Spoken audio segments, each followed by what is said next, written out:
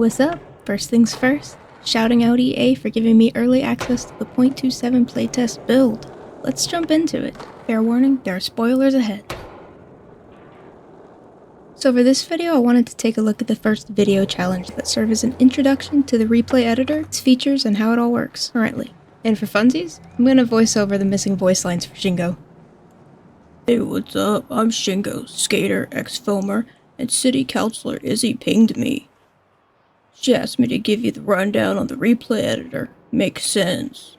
Anyways, I've busted out the Spot Bible to see if we can get a couple clips at some of my secret spots. Let's roll to the first one. It's just around the way. It's actually not just around the way. The audio had already played earlier, and it played again when I got to the circle for some reason. But that's besides the point. Let's check out the challenge.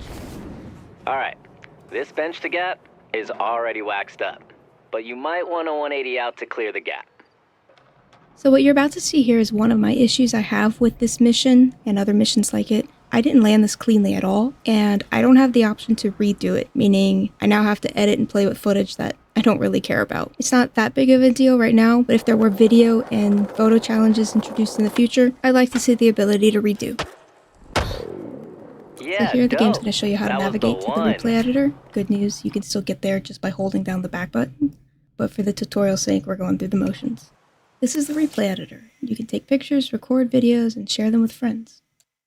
This bar has all the tools you need to create great clips. Use left and right trigger to scrub forward and back on the timeline. Editing the trim here will allow you to cut the footage down to just the trick you wish to record. Play around with it, and when you're ready, hit save/export. You can exit this editor when you're done. Try making a replay or photo of your last trick. Press B to exit when you're ready to proceed. Okay, cool, we got that out the way. Now let's scrub through this footage a little bit and see some of the options that we have and how they work.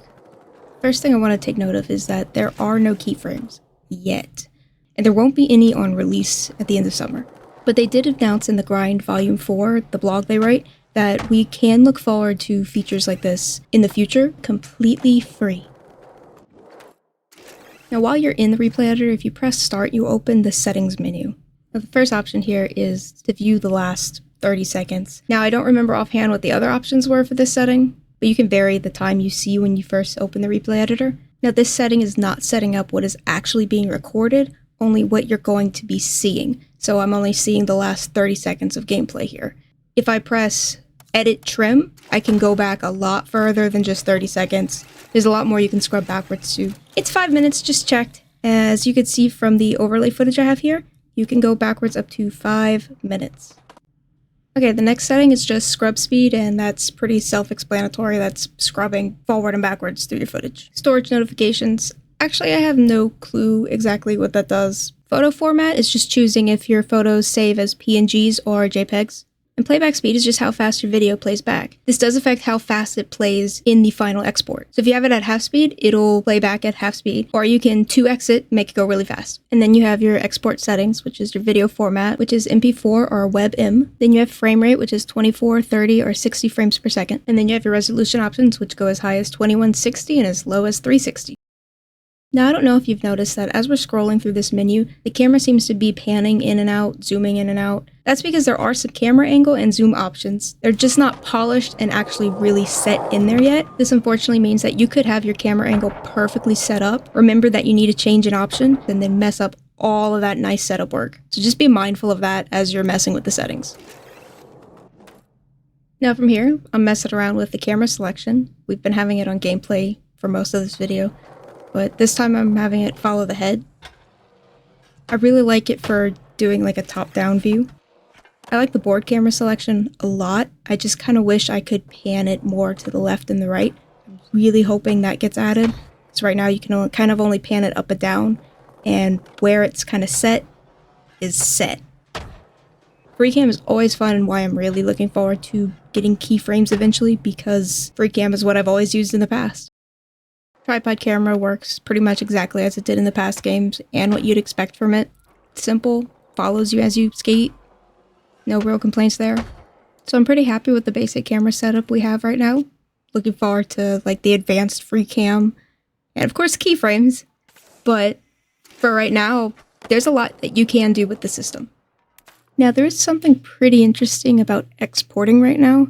As the video is rendering, you have control over the camera. And whatever you do is saved in the export. So if you really like the way your camera looked whenever you just hit play, do not touch your controller. Otherwise, you might accidentally overwrite what's there, messing up your saved video. On the other hand, though, if you want to try your hand at mimicking what the advanced features did in the other games, you can fine-tune the camera. It just might take a couple tries for you to get exactly what you're trying to do. The clip turned out pretty sweet. You definitely have a knack for this. Okay, let's hit up the next spot and see if we can get another clip. It's a bit hidden, so you might need to use those skater eyes to spot it. Alright, well, that's all I have for this one. I've got some more stuff planned in the future, so I'll see you in the next one.